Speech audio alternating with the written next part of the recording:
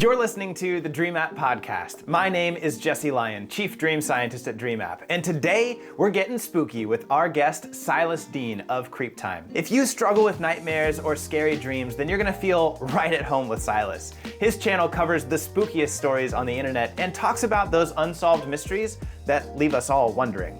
On today's episode, we talk about the intersection between horror and nightmares, liminal spaces, and finally answer that question of why our brain delights in frightening us when we fall asleep. I'm so glad you're here.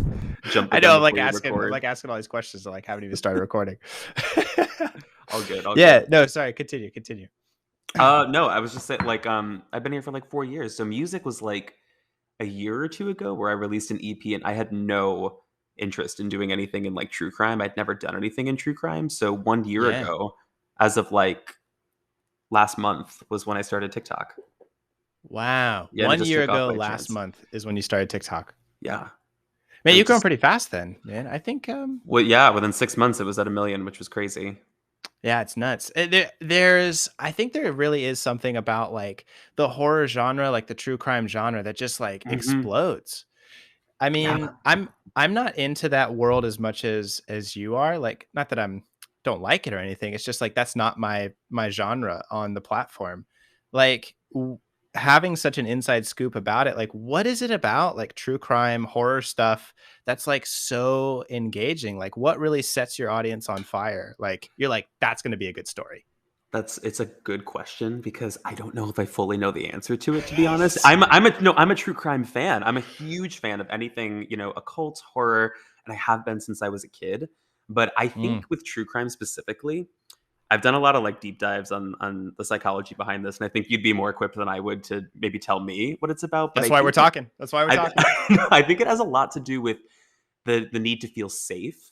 And what I've realized is that listening to a lot of true crime, it's sort of ingesting, I think, some of the darkest stories that you can possibly imagine, the worst case scenarios, right? But you're doing so in a very controlled environment and with a safe person, your host. So it's sort of a way of grooming your brain and conditioning your brain so that you feel if you were to ever encounter that scenario, you suddenly have a safeguard because you've prepared yourself for it. You've conditioned yourself through it. I think that's the subconscious draw. I really think that's why people are drawn to it. And I think that's why it's very big with a female audience. Most of my audience is women. Yeah, what are the statistics for you? I know for me, it's about 83% female and about 17% male in the audience. I think I'm a little closer to a 60-40 at this point. I'm about 63 to 64% female. And there's a good part of my audience that's non-binary as well. But wow, that's interesting. I'm 83. It's very high sort of female interest in dreams. That's so interesting, huh? Yeah. I was I'd like to learn about dreams too. I mean, I'm into it. I don't identify as female, but hey, I don't know. I do, Sylas, I do think that you're onto something though, because what we do know from the research about dreams is that we've been doing some fascinating research, specifically with those in the Ukraine who have either fled because of the war or are still there going through the war, measuring and understanding the way that their dreams have changed because of the conflict. And so one of the things that we do know about dreams is they will often be very dark, very horrific, because the brain is trying to prepare for the worst case scenario. And so, I mean, my background, whether you know it or not, I work as a mental health counselor. So I'm licensed in the state of Florida, and I've got 2 offices here, but I work predominantly with trauma. For listeners, I did know that. I came in with research. Nice. Well, thank you. I appreciate it. Of course. Yeah. So that's one of the things that happens a lot with trauma is the post-traumatic nightmares. And so that's really where I got my start in researching dreams and trying to understand that, because so many of my clients were struggling with their dreams because of trauma, and it gets trapped in the mind because it's trying to process that experience and keep ourselves safe, but it just doesn't know how to really overcome those just really weighty emotions. Yeah, totally. I wonder almost if true crime is thought of as I don't know, someone's version of escapism, because it's funny because a lot of people will message me and say, specifically on sleep, that they fall asleep listening to my channel. They'll listen to my podcast. They'll listen to Creep Time. Yeah, they'll play the videos. And I've never done that. I was So gonna say, you don't do that? No, I listen to ASMR. I make my sleepy time tea. I've got my like wave sounds going on. I've got ASMR in the background. Oh hell yeah, that's Soft the way to lighting. do it. But yeah, I've always found that funny when people mention that in the comments because I've tried to understand it. And I think it might be the same thing as what you're saying. It's a conditioning thing. It makes you feel an odd version of comfort to groom your brain and feel like I'm experiencing the worst, but in a safe way, if that makes sense. It does make sense. It does make sense. And I'm kind of adding to that as you're describing it. It's so fascinating. It's making me think about how we know people struggle with sleep, particularly who have ADHD, because in order to fall asleep, it's actually a concentration state. Most people think that to fall asleep, it's all about relaxing, but that's actually not what we find in the research. When you're falling asleep, you actually need to concentrate. And that's why like old school, like, they would tell you to count sheep because it's a Right. concentration exercise.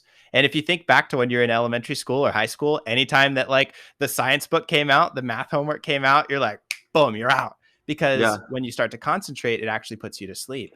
So it would make sense then, this is at least my theory, because your content is so engaging, so engrossing, and so horrifying, it really fixates your attention, and that actually helps you fall asleep. That is so I've never once thought of that. I It's a struggle theory. with sleep a lot. No, but I think that could make a lot of sense actually, but you're totally right. If it gives you a focal point, like a story, because I never listen to stories when I fall asleep, but I guess that is kind of what Mm. people get from what I do is they listen to true crime stories, or they listen to scary stories. And Yeah, maybe the horror of it is like drowned out by just having that focal point and you can drift off more easily. I guess. I don't think I could do it. I don't know. No? It wouldn't work for me. I guess for some people it must work. I mean, because obviously they love your stuff and they fall asleep listening to it. I guess so. Yeah, maybe that's like exposure therapy to the 10th degree where you're just numb. That's one way to do it, I suppose. They will I'm telling you, they will suggest like the wildest cases to me. Cases that I wouldn't even normally do or that I wouldn't cover because I have some safeguarding rules, but like they will go for some dark shit. They like the creepers, they Damn. will come to me and like privately message me and be like, "How come you never covered this?" And I'm like, "'Cause I can't." Like, That's too much. Is like, that 'cause like those it's safeguards? wild. Is that like for you personally? Like, is that just your personal brand, or is that like I'm trying not to get canceled on TikTok, guys? Well, it's a bit of a mix, to be honest, because you got to be totally real about that. Is that we live under a very, very strict like regimen of community guidelines, to be honest. So, as a few Yeah. like shaping factors, I try to avoid any cases that have to deal with minors. I don't like doing anything with like excessive gore. But if you'll notice, I do cover true crime, but I mostly cover unsolved cases because I think there's Yeah. something to gain from that. Whereas if I'm just relaying a true crime story, and I do it because they request it and there's like a finite end to it, I'm like, it's just telling horror for the sake of horror, you know? Mm. As opposed to something that's unsolved where we can talk about theories or we can maybe push the case a little further in the media. Like something wild just happened with the Lady of the Dunes. Have you heard about that in the news? No. Tell me. I'm all It's ears. it's like one of the oldest, like it's one of the most infamous true crime cases of like the last 50 years. And she was essentially an unknown woman who was found like brutalized on a beach in Cape Cod. And for 50 years, Oh. they were never able to figure out who this woman was. But people continued to make podcasts, make like videos on YouTube, make TikToks about it, and keep the story alive all these decades later. They just identified her. Like as of last week, as of Halloween night, they identified her, which is insane. Oh my. Oh my God. It's How like did they end up doing it? I have to read more about that because the FBI did it, but they haven't released everything. Because that's what I was saying. We did like a surprise episode on it, 50 and years. That's so long. I'm And like, then they like should now we get it? theoretically have everything that they need to identify her at this point, but something came out of the woodworks, I guess. Whoa. Wow, Yeah. that's intense. That's intense. Yeah, I noticed that too. Like even even just like in my own like little microcosm of like a social experiment that is my TikTok channel, right? Like I Mhm. noticed that if I create a video where I talk about a dream symbol and then tell you exactly what it means, those videos usually perform pretty poorly.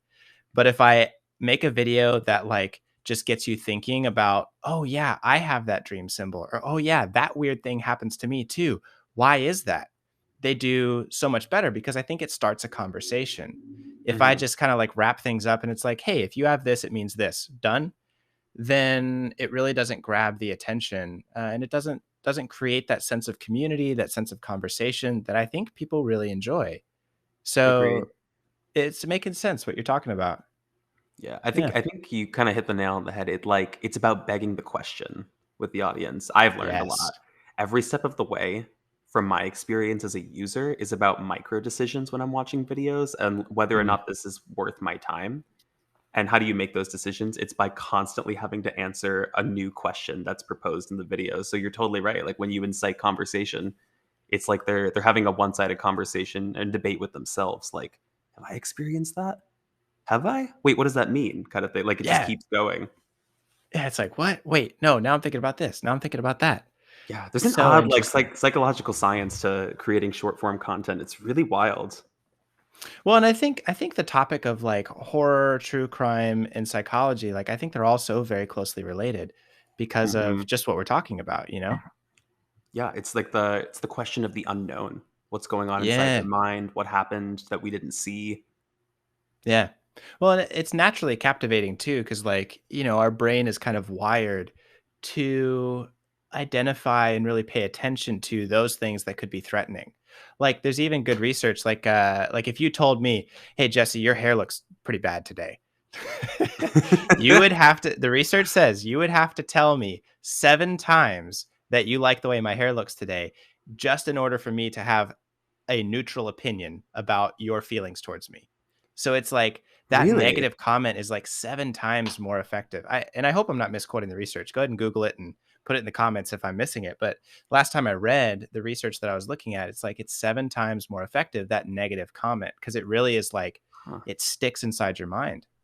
Do we know why that is? Or it's just the way that we naturally perceive negativity. We just hold on to it more than positivity.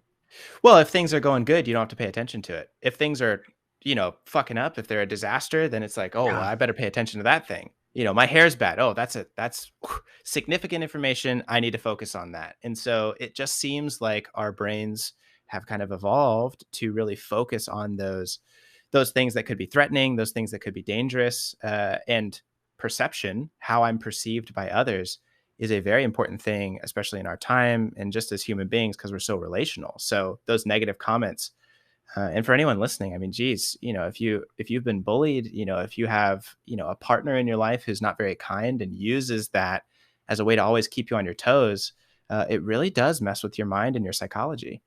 Hmm. I have a like piggyback quote on that. I remember reading about something, but this has to do with like restaurant negativity and leaving like critical reviews on restaurants. Oh And yeah.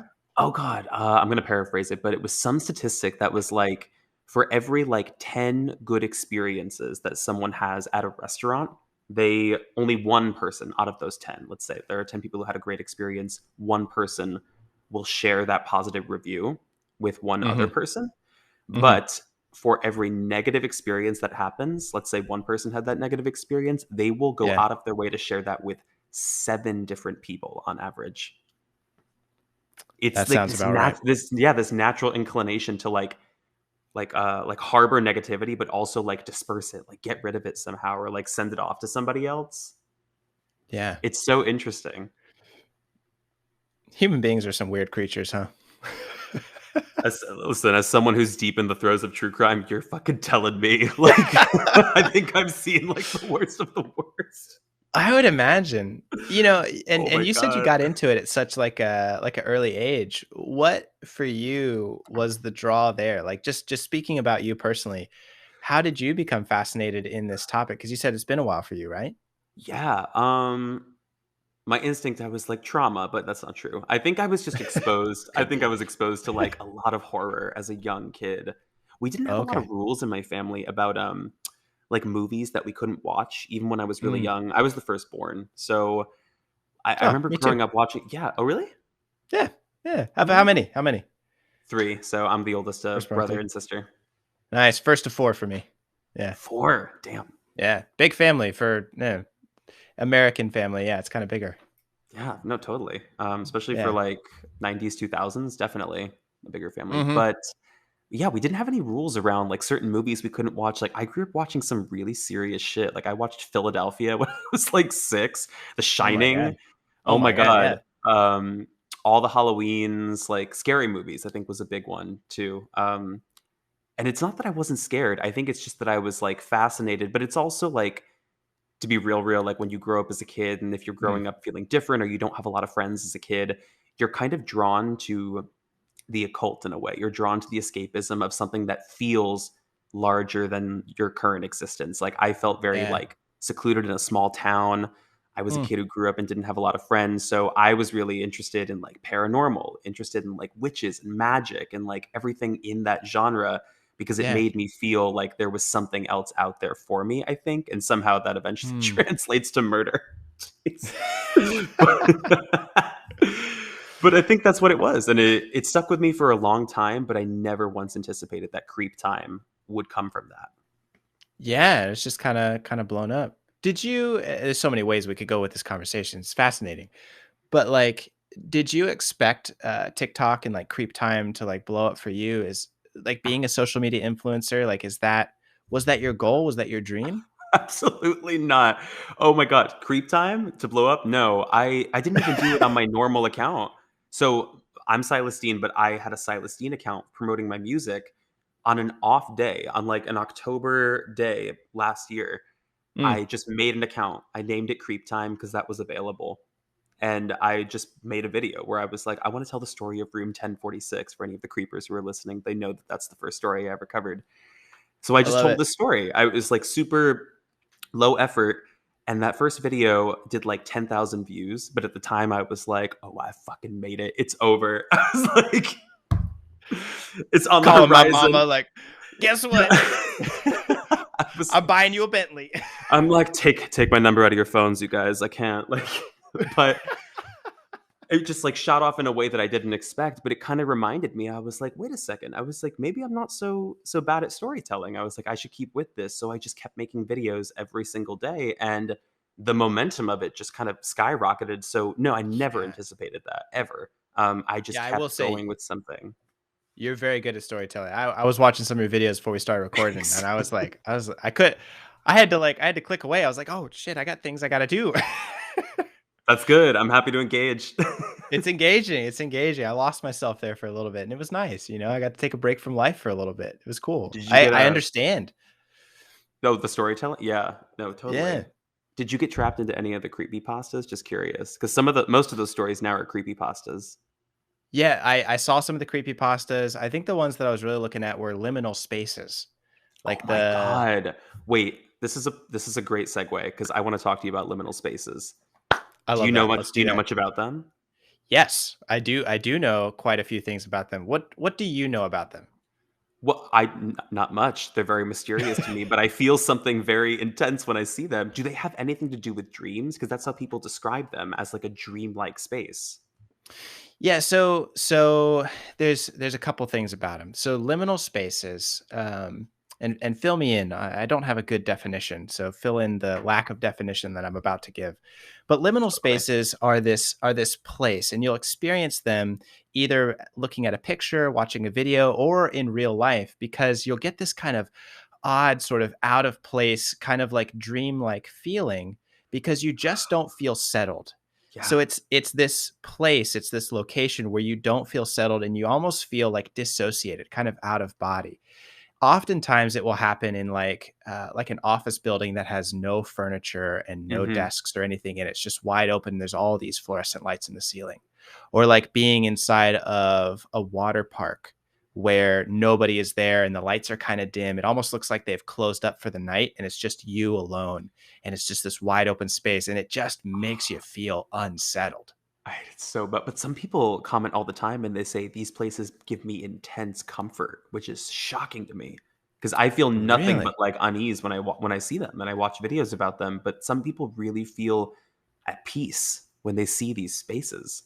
Yeah. It's actually very interesting that you said that because liminal spaces have actually existed long before the internet or social media or like grocery stores and amusement parks.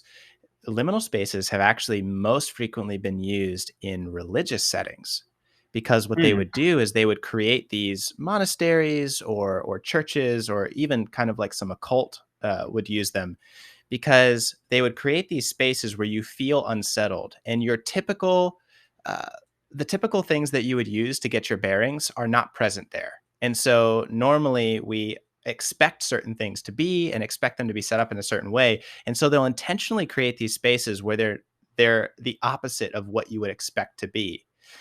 And that creates this feeling of like being out of your body and not being connected to the ground like you would want to, which makes them intensely spiritual in their feeling. So some people actually, would use those spaces to grow closer to what they believe God or spirits or demons were, because you're kind of like out of your body in that moment. And so I would imagine that those people who feel really comforted by them are experiencing kind of the spiritual feeling, the religious sort of feeling of those spaces. For other people, it makes them intensely anxious. Oh, yeah. Interesting. I've never once looked at a liminal space and felt at peace. So it's such a foreign idea to me. Me either. My stomach is upset. That's what happens to me. Oh yeah, I feel like physically unwell, but someone described them they described them really well once in the comments, and they said a liminal space at like its core definition is a place that looks like it shouldn't exist in the context that it does. So like you said, a grocery store That's a without great groceries, definition. or a water park without water. You know what I mean? It's something that like you're seeing in a way that you almost shouldn't, you know? It feels kind of dirty. Like I shouldn't be here. I shouldn't be seeing this like this. Yeah, well, it's funny because when I look at them, I describe them as like this is what it looks like in a dream that I'm having. Like Yeah.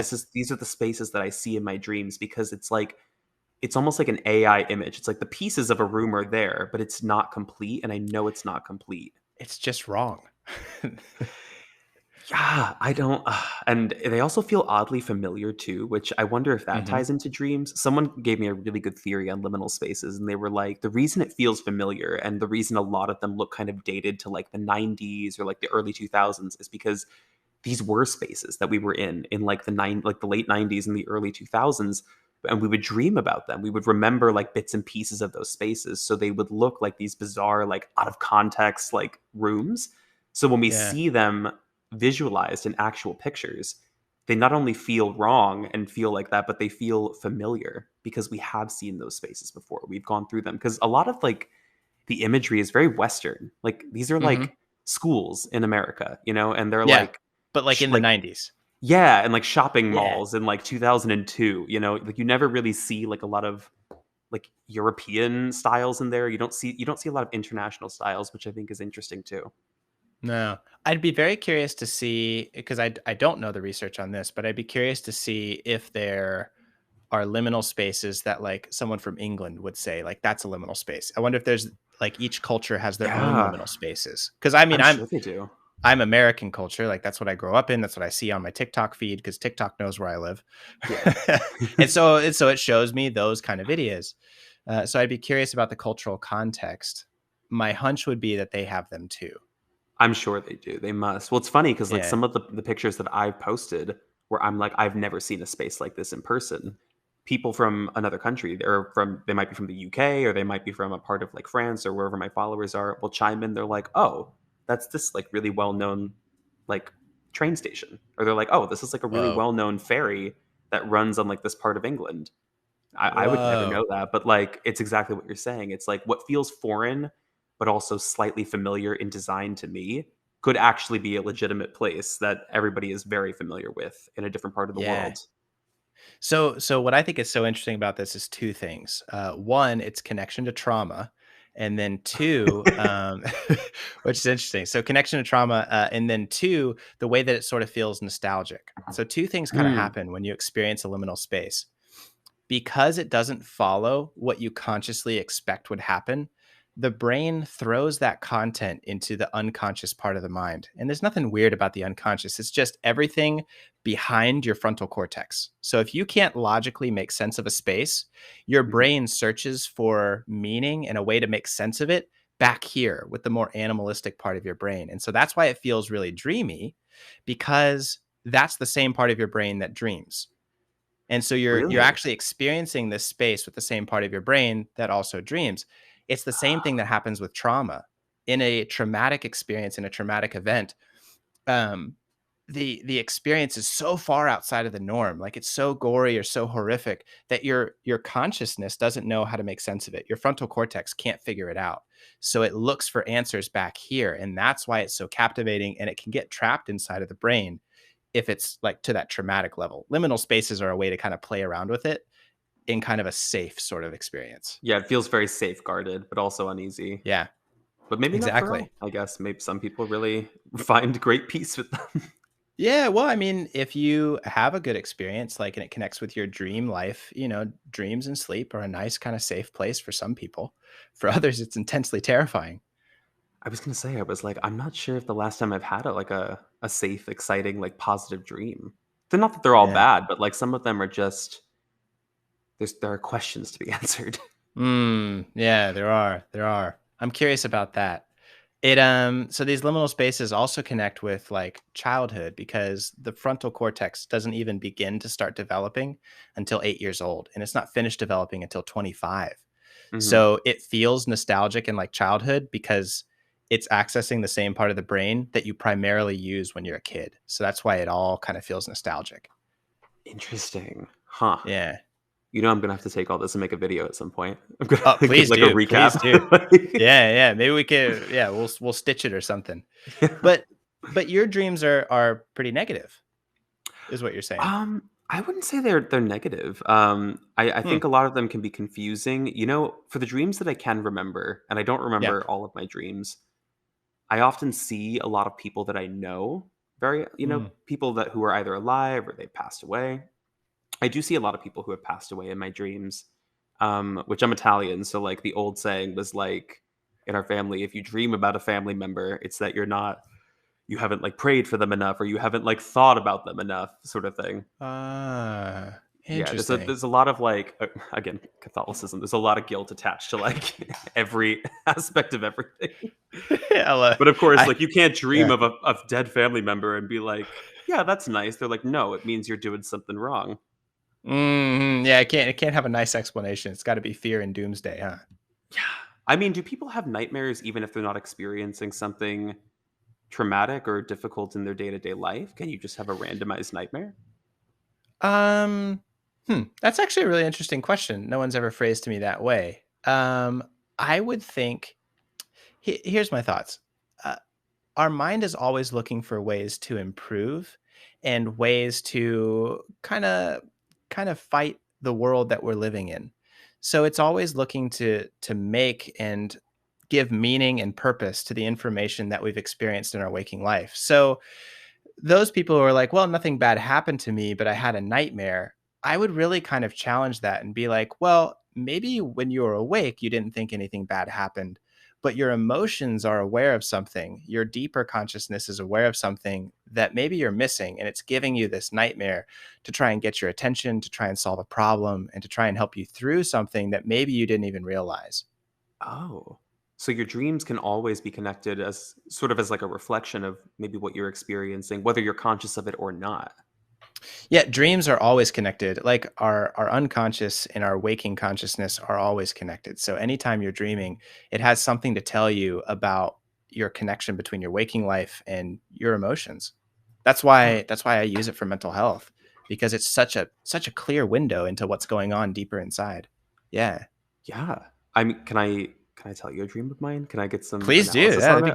great. Okay. Yeah. Well, let's see. So, like I said, it's just tricky because I don't remember a ton of my dreams. But if I think about like one that sticks out, when I was a kid, I Okay. had a reoccurring nightmare for a while, Mhm. and this ties into horror. And it's crazy because I was listening to, I think it was your last episode on this podcast, and you were doing a countdown of like the top 10 horror movies, I Oh think, of the yeah, season. yeah, Yeah, yeah, yeah. yeah.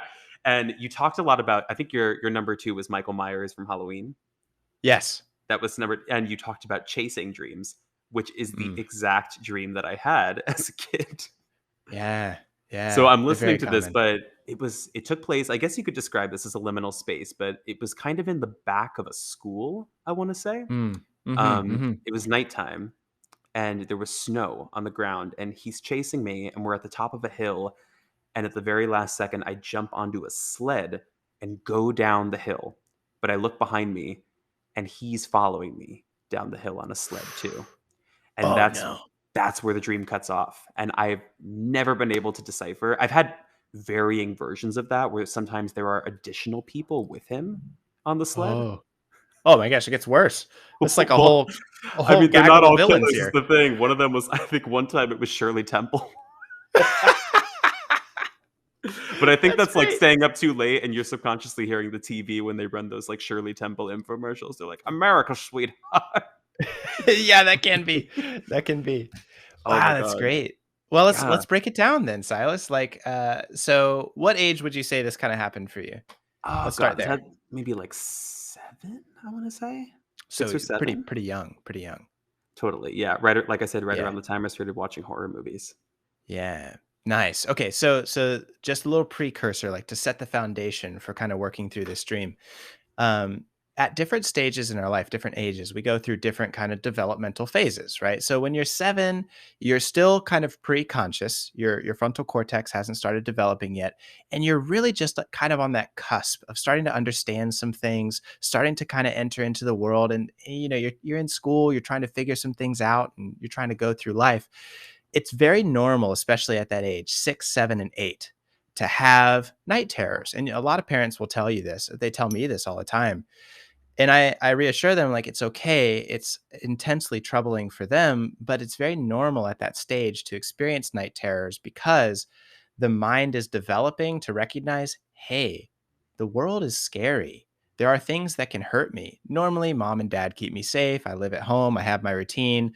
You know, there's bedtime and dinner time always happen, you know. But as you kind of grow up and really start to hit that 8-year-old age, your mind is like, whoa, I'm kind of responsible for keeping myself safe. And I need to be ready for that responsibility because not everything is warm and fuzzy. Oh my God. Do you think that's what was happening to me? Oh my God. Well, I think it could be. I think it could be. Now, sometimes it becomes night terrors for kids because there's so much of life that you haven't experienced that everything seems terrifying. Right. So like, you know, the fact that you have to go to school on Monday could be the reason that you had that dream. So it might not be this terrible, terrible trauma, but it's like, okay, my mind is really trying to figure out how I'm going to be strong enough to handle my life.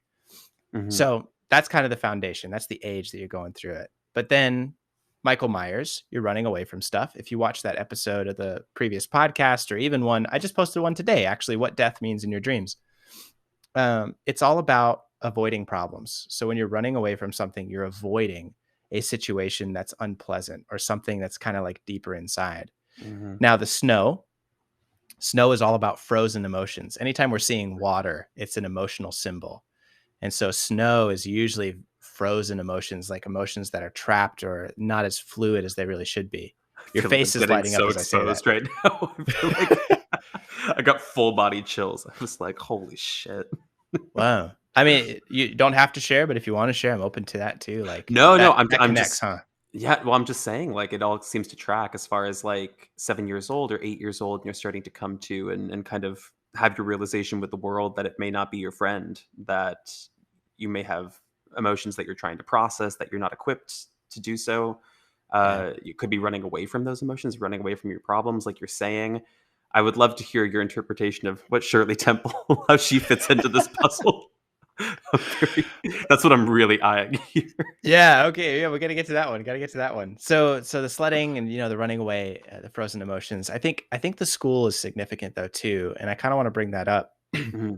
School is really, especially at that age, where we figure out how we fit into the world. And so this whole struggle that you're having inside your mind takes place inside of the context of I'm trying to understand how I fit into my social groups and what I'm good at and what I'm not good at. Because anytime we dream about school, we're really trying to understand how we fit into the world.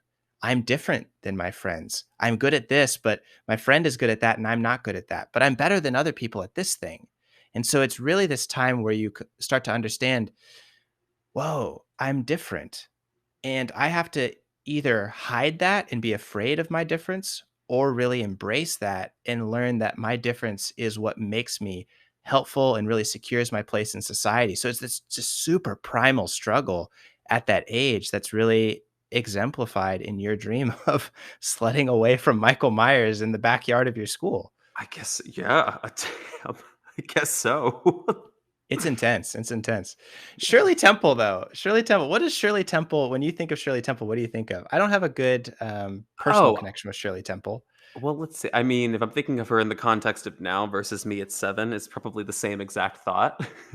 But let me Okay. think. Okay. Yeah, well, I would probably say when I think of Shirley Temple, I think of probably my grandparents' interpretation of Shirley Temple, which is sort of Mhm. the element of like America's sweetheart, child perfectionism. Um, my grandma always used to say she like whenever the infomercials of Shirley Temple would come on, she would go, Yeah. "She was a good child star," would just kind of sing her to the praises. Mm, She was a mm. good child star, and I wonder if that ties in. I grew up a theater kid from like 5 years old, theater all through like elementary, Yeah. middle, high school, college, like never stopped. So I wonder if it ties into that a little bit. But she made an Wow. appearance in one dream. Let's not give her full credit. Sure, sure. Well, to me, the way that you describe that's perfect. It makes total sense. The reason that you would be sledding away, and it's so perfect that Shirley Temple would be right next to Michael Myers because they're the perfect yin and yang. They Like, are. so here are Sorry, it's just my, the image of it is just I know, right? throwing me. Like, I'll have to make a It's good. Photoshop of that later.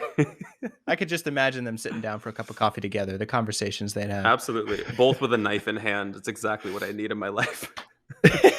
there's there's a thumbnail for you. 100%. Yeah. But it makes sense. Like, so Michael Myers really, it connects with all of us because we all have those kind of killer instincts, that primal, just, I don't care, like animal drive to like be vicious and violent. And so at 7 years old, here you are struggling with, I have parts of myself that my grandparents and my parents don't like. Like sometimes I steal the last cookie. Sometimes I'm not nice to my friends. Sometimes I don't want to go to bed on time. But my grandparents really want me to be like this really perfect icon of a good child star, like the perfect kid, America's sweetheart. And so Mhm. you're running away from these two extremes. I don't think I can be Shirley Temple because she's so perfect, but I also don't want to be my killer instincts, like my darker animal side inside of me either. And I'm afraid of being caught by either of them. That's so interesting. I think you're dead on, actually. I've always been curious about why Michael Myers because it up until that point, I think I'd seen, like I said, a lot of horror movies. So I had Mm, seen a lot of villains personified on screen, but I yeah. always thought Michael Myers was interesting because people describe him as sort of the emotionless, the faceless killer. He's not quite like a Freddy Krueger. He's Hmm. not he's not like a Jack Nicholson in The Shining or like any of the other like movie Yeah. TV villains that I saw who were humanized. Michael Yeah. Myers is just he's a mannequin, like basically. He's a faceless, emotionless killer. Yeah. Which I think is what makes him the perfect symbol for projecting your own emotions onto him. Yeah. Yeah. Yeah. So you don't have to worry about Michael Myers' emotions or what he's actually like or his personality. You can just project all of your shadow content onto that image. I think that's why, because it's so perfect. Yeah. Oh, now I'm trying to remember like some of the other ones. This was good to like do a deep dive on this because I had thought about that dream for like years and years at this point, but I had never really deconstructed it like that. Yeah. Wow, that's so cool. I appreciate you sharing it. I mean, dreams are so, so personal. So, They're being so able to open up interesting, about it. like because that totally tracks. That all makes sense. And I guess I really hadn't thought about it being at a school, but yeah, it had always taken place like in the back like lot of my elementary school where there was like a steep hill where you could sled down it. I think people used to sled down it in the winter. That sounds fun. Yeah, no, it was great. Uh, we Good had time. we had a hill in our town called Killer Hill too, Oh which my God. yeah, Appropriate, I guess. well, I know known for being like the steepest place that you could possibly sled. I don't think I ever went Oh down my that one. gosh. Yeah, that one was wild. Well, That you sounds a little probably did dangerous. you Yeah. grow up in Orlando? I grew up in Central Florida, so I didn't see snow until I was like Ah, 23. yeah, my first boyfriend in college. I the first time I took him, he like came to visit me up in Connecticut, and I took him someplace where I knew it was going to snow, and his eyes just almost fell out of his skull. He was like, I don't know what to do. Like, do It's I eat it? Like, crazy. it is Yeah. wild. Yeah. especially if you've never seen it. Like it blew my mind. I was like, this is wild. Like there's snow everywhere. Oh yeah, we went straight to we went to Massachusetts too. We went to like the Yankee Candle because they have a whole room in there where it snows indoors. It's No sick. way. Yeah, if I can plug That's it, incredible. if you ever get a chance to go to Springfield, Mass, go to the Yankee Candle. Go to the Yankee Candle It's great. store. All right. Well, hey, Yankee Candle, if you're listening, shout out. Let's do it. Let's do an episode. I'll come up there. But it made me want to ask, since dreams are such a part of your life, I couldn't help but notice that your album is called American Dreaming. Is there kind of a Yeah. connection there too? Is there a story behind that? For people listening, you're a musical artist. Yeah. It's true. I haven't really touched music in a year because I've been so committed to Creep Time. But yeah, about a year ago, I came out with my first EP, which is called American Dreaming. I think that was around the time that I had sort of like created like the visual caricature of Sylas Dean. Like I told you before, Sylas isn't my actual name, but it is the alias that I chose, and it's the alias that I chose to create that EP because I wanted every song to sort of feel like what I had imagined my version of an American dream to be. Because I'm from Connecticut, so when I moved out to Okay. LA, I came out here in my car. I drove across the country alone, Wow. and yeah, it was wild. And it was tough, like getting here, to be honest. Like I came here, I didn't have a job. I shared a bedroom in central LA where I stayed on a blow up mattress for like 4 months.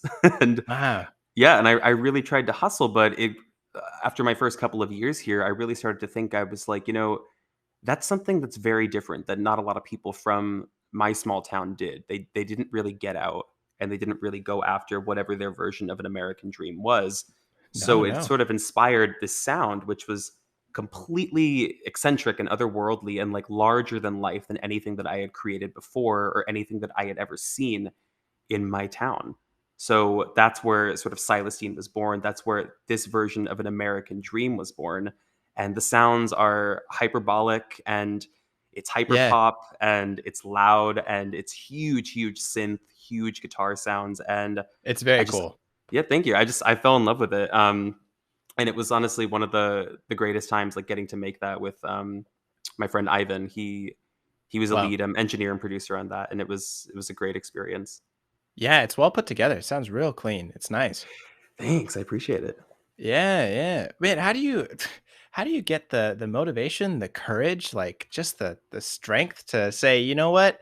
I'm leaving everything. I'm going to LA. I don't know how it's gonna happen. I'm gonna sleep on a mattress. I'm gonna take my car. Yeah, I don't know that I would I'm have just in awe. had. Yeah, I don't. Same here. But You're like, I don't know. I guess I wasn't thinking. well, I'd been on a tour. So the year before, Stu, who I do the podcast with, Creep Time, the podcast. Yeah. The year before, we had both left college and we booked a national tour for a show, like a theater show. So we were touring the country in a van, like just riding around, and we went to almost every state. So I think, and I had never been out of New England before that. I had really like never been, like explored the US. So What an doing that, experience.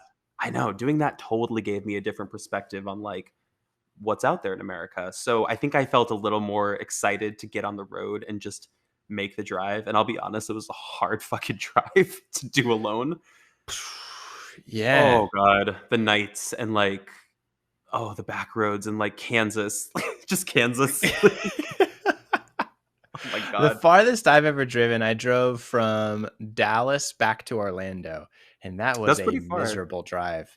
So I Yeah. can't imagine driving all the way to California. Oof. You know what's crazy? I've done that trip now 3 times. Oh my God. I have gone Absolute monster. I've gone California. No, I've gone Connecticut to California, back to Connecticut, back to California. I don't know how I think I've tapped out on my last time. I don't think I can do it anymore. Yeah. You'd have to really like driving, I would imagine. Or just be insanely driven. I guess so. I mean, it's not so bad in the middle of the country because it's a lot of open roads, and if you make a trip out of it and like you stop places and you can actually see the country, it's cool. Yeah. But If yeah, you're just trying doing to it. power through, that's probably miserable. Oh, I know people who have tried to do it in like 3 days, and I'm like, that. Come on, that couldn't be me.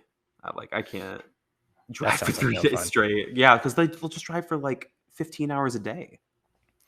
That's all you can do if you're trying to do it in 3 days. Oof. Totally. Wow. Interesting stuff. Man, Yeah. well, Sylas, this has been fantastic. I appreciate talking about horror and like the connection with psychology, liminal spaces, and even some of your dreams. Fascinating stuff. If anyone wants to check it out, please do at Creep Time. Easy to find. 1.3 million followers on As of TikTok. this morning. Whoa. Yeah, 1.3 million today. Yeah. Did it switch today? Wow, Yeah, congrats. it was 1.2 last night. I woke up, it was 1.3, and I was like, shit. Well, check him out. You heard him here. Sylas Dean blowing up Creep Time. It's good stuff. I tell you what, I definitely lost myself in a couple stories of yours. They're Oh, good. thank you so much. Well, I They're appreciate this good. so much. Thank you so much for analyzing my dreams. I feel like I have a better sense going forward to think about my relationship to my dreams now. And Lord knows when I started Creep Time, they were tough. They were hard. Like, Yeah. Well, and that's really the mission, of DreamApp, of what we do here with the DreamApp podcast, like is helping people really understand like your mind's not against you. It's just misunderstood. Like it's trying to help you. It's on your team. Like, and so I want people to find that peace inside themselves of like, hey, don't fight yourself. Just learn what your body and what your mind need, and then be kind to yourself. That's all we need. agreed. Couldn't have said it better. Yeah. I love it. Well, Sylas, until next time, it's been fantastic. Thank you so much. Of course. Bye, everybody. Bye. All right, I'll stop recording. Oh, it's gonna end the whole thing if I stop recording, but we'll end it there. Oh, Sylas, shit. that was wonderful. Thank you so much. Yeah, of course. That was great. I meant to ask you because my friend Steven wanted me to ask you, what does it mean when you can't remember your dreams? Oh yeah, it happens all the time. So actually, like it's very common when you wake up, your consciousness kind of turns back on, and this part of your brain really doesn't like all that mushy gushy emotional stuff. So it's just not remembering. And so if you actually like put like your phone by your bed or like a journal by your bed, and then as soon as you wake up, just take 3 minutes, take 2 deep breaths, and then think to yourself, what do I remember? And even for research purposes, anything that's remembered from your dream or from sleep, it counts as a dream. So you may not have to see anything, hear anything. If you wake up and you feel sad, if you wake up and you feel happy, that's a dream. That counts. So, because it's all processing of your emotional content. So just write that down. And the more that you write that down, I saw black while I slept. Great. Write that down. I feel happy. Great. Write that down. The more that you get in that habit of really affirming your dreams and that emotional content, the more that you start to remember. And I've worked with a bunch of people who get their dreams completely back and they become avid dreamers just because they set aside that time for themselves in their minds to Huh. start remembering. Oh, they kind of like reframe their mind to like not let it go so quickly. I guess in Yeah. the Yeah. mornings. And the research is pretty clear about it. Like 90% of dream content is forgotten in the first 10 minutes after you wake up. Wow. Yeah, I guess that makes Yeah. sense. We'll have to do another one of these so I can ask you all my questions about like sleep paralysis and Oh, lucid yeah. dreaming. I have so many Yeah. questions on that. Have you ever done it? There's some wonderful TikTok creators who like their whole channel is just lucid dreaming. I had Like how, 2 of like them how on to the do it? podcast. Yeah, like how to do it, their stories from lucid dreams, like the Oh, theories about lucid dreams. There's a lot of myths, kind of like true crime podcasts. There's a lot of like myths and unsolved mysteries about lucid dreaming, and so they make whole channels about lucid dreaming. And huh. there's 2 really good ones. Chris Huxley and Nate Turner are 2 I feel TikTokers like that I've had I on the recognize podcast. both of those names. Hold on. You've probably come across them if you're into dream content and kind of spooky stuff at all.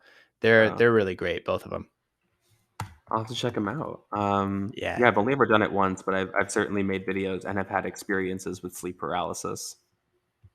Yeah, it's a skill. It's a skill. And so like the more you practice, like the more that you can lucid dream. I don't lucid dream much. I know some people who like lucid dream almost exclusively. Like one friend of mine, he only lucid dreams and it's just natural for him. He's got some pretty interesting brain chemistry himself. Okay, He's had a couple of TBIs. He's been knocked out like 9 times in his life. So like had 9 concussions. So like the way interesting. his brain works is very different. And so he experiences dreams differently. I've also met other people. Like I went to this conference in Tucson, the International Association for the Study of Dreams. And I met this guy who is legally blind and will lucid dream several times a night. And he documents them all. He's got a YouTube channel. We had him on the channel as well in some of the earlier videos. Is he blind from birth, or did he go blind? Do you know? In the episode, he told me the name of the actual condition, but it was progressive. So he was born blind, and then he was born seeing, and then it got worse, and he lost more and more of his vision as he grew. Interesting. I've never once in my life thought about someone who might have been born blind and what they see when they dream, if they see anything. Yeah, so If they tell me imagine that anything. people who are blind, they experience their dreams just like we would, except without vision. So somebody who's Huh. blind kind of organizes the world through touch and sound and Yeah. feel. So they have dreams where, they're walking around, using their cane, or walking around touching things, or reading books, but they're using Braille. And so it's the same like we would dream, except just without vision. So Just like a when you think different about it, it makes sensation. sense. Yeah. Totally. I think Much I more read auditory, something much more tactile. that would make total sense. I read something about I think people who were born blind are actually safeguarded from developing schizophrenia, and they don't know why. Yes, I've read this too. Yeah. Wow. Good psych fact. Yeah. Yeah. Yeah. Yeah. It's like I inherently can't. tied to visual experiences that Yeah. warp the brain. Yeah. I can't quote it perfectly. I don't remember the study off the top of my head. I can't remember if it was those who are blind have never been documented to have schizophrenia, or if it's just greatly reduced. I can't remember, but there's a connection, and they've been able to show some kind of at least associative connection between blindness and schizophrenia. They don't get it. Interesting. I'm pretty sure it's the first, actually, that it's there are no documented cases of anyone who was born blind who's ever I want to experienced it. say that's right. I just Yeah. I'd have As to like Google that wild as after it this is over. sounds, but I think that's true. I know, it's just like, whoa, seeing things. Our vision, yes, is such a powerful sense, and it really can kind of mess with us. Totally. Yeah. All the pictures that I like have to research and look up. Like, I feel like my paranoia has certainly increased in the last year, for sure. Do you think it really has? Like, yeah, reading all these things, like, does it kind of mess with your own psychology? I mean, there's such dark stories. People ask me that a lot. Every time I go on live, they ask me that. They were like, "How can you process all of this? Do you take breaks? Like, how can you handle all of it?" And in the beginning, it was really difficult because I just wasn't used to the practice, honestly, of reading about this and then reiterating it and doing it daily. I was having trouble sleeping. I was experiencing intense paranoia, a lot of anxiety, definitely increased anxiety. But I Wow, so think, it took a yeah, toll.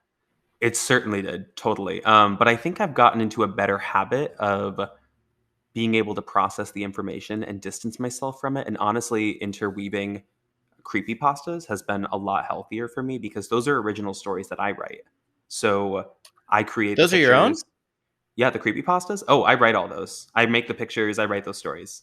No way. I thought you were Yeah. just, there's the whole creepypasta subreddit. I thought you were just picking the most popular ones. Those are yours. No, Wow. no, yeah. I started with picking some Impressive. of the popular ones, and I was like, "This is too hard, and I don't like the reading, so I'm just gonna write them." So I started making some. Well, I'm going to go back and rewatch them now, knowing that you wrote them. Wow, that's Yeah, insane. yeah. I always like label it. I'm like, this is an original down in like the caption somewhere, but that's been a lot easier for me because I feel no sense of exploitation. I feel no sense of guilt. I feel no sense of dread because these aren't real people that I'm talking about. Nobody died. There is no killer. There is no traumatic event that happened. It's just fiction. So Wow. that's been better, but I can still hang with the true crime stuff. I can still talk about it, and it's not terribly taxing. Although Stu, who I do the podcast with, she's going through it like every time we do the pod. She's like, yeah. Oh my it's really, gosh, she had to go on Zoloft after we started that podcast. It was bad. Like, Oh, no. I'm not kidding. Like, Oh my gosh. Wow. it's So the heavy. It's a lot. creepypastas have been like a way of self-care for you. I think so. Yeah, I get a lot of shit for it Yeah. for sure because everyone's like, "Wait a second, this is fake. This is." And I'm like, "It's fiction. It's just writing. It's labeled Yeah, it's a good as just story. writing." Yeah. And I was like, and it doesn't hurt anybody, which makes me feel a little bit better. But I think they just get mad because like I really sell them like they're real. Like they're sold like they're pulled straight from like a news article. Yeah. Yeah. Well, that's good story writing. Trying. Yeah. Yeah, yeah. Wow. So not only, because I'm curious about that, you mentioned it, like how much of sort of the emotional distress that you felt is because of feelings of exploiting the story for views, and how much of that is like just reading such horrific things that happen to people? I think it's not quite. It's more so the latter. I would say just ingesting like how the true horror, and it's not that I was like oblivious to it because I grew up in a lot of like horror fandom and true crime fandom. Like I knew Sure. horrible things happened. I've definitely had my best gore era, but if you know, you know. But I I don't don't. know. Oh, you I don't know don't? what that Okay, is. good. Yeah. Stay not in the know, please, Okay. for your sake. Is that like But those videos where they're like super gory, like kind of dark web stuff? yeah, it's very like morbid curiosity when you're like a 10-year-old kid and like you first gain access to the internet. And Best Gore Yeah, was like yeah, a yeah. site where that was like it was the wild west of the internet. Kind of like Deep Wow. Web before Deep Web was a mainstream Okay. conversation. Okay. Yeah, But I've heard some stories about some videos and images that are on there, but I've never seen it myself. Yeah. yeah, it's wild to think that like I was able to see content like that as a kid out of curiosity, but as an adult, I can't watch it. I can't handle it. Like I'm Huh. not capable of watching that anymore. It really like really gives me insane anxiety. Wow. Interesting. So it's almost like something changed as you got older to where now there's less tolerance for it. Yeah, I think maybe like the consciousness of mortality became a lot more Yeah. real, to be honest. I But think as you get older, there's more to lose, and you understand the depth of experience more. When you're a kid, you really catch the gravity. oh yeah, you feel yeah totally invincible. Yeah. And it was just like shocking content. It was no different from what I would see like watching Saw. You know, Mhm. it was Mhm. I couldn't discern between the two. But I usually, to answer your other question, don't feel like I'm exploiting stories. I really try to be conscious that every story I come to with respect, knowledge, good research, and with the intention that it could be solved if I amplify the message. Because, like I said, I really Wow. go for unsolved cases Yeah, for I that really reason. respect that. Yeah, that I really appreciate that you take that kind of care and respect for it, because I'm even trying to empathize with you and make correlations to my job, like being a counselor with trauma. Like I do hear some pretty intense stories, and being conscious of my own mental health and not taking those stories on personally is really, really important. I always try and come to them with like, hey, I'm trying to help this person process this traumatic event. Yeah, and it's a So practice too. It's hard. It's hard to let it go, but if you keep at it, it does get easier. I think. I think for yeah. me. I'm curious. I think for me, I've found some solace and really some value in being able to help people through their traumatic stories, because as someone who listens and helps, I really get an experience of like the full meaning of life. If you live really kind of an isolated life or kind of insulated from these terrible things, you don't really get the full scope of what it means to be alive or what it means to have the human experience. And so by helping people through these stories and really empathizing with them, I'm just so incredibly grateful both for their strength, and I'm humbled that I get to help them, because I learned so much about what it means to be human by listening to these stories and helping them through it.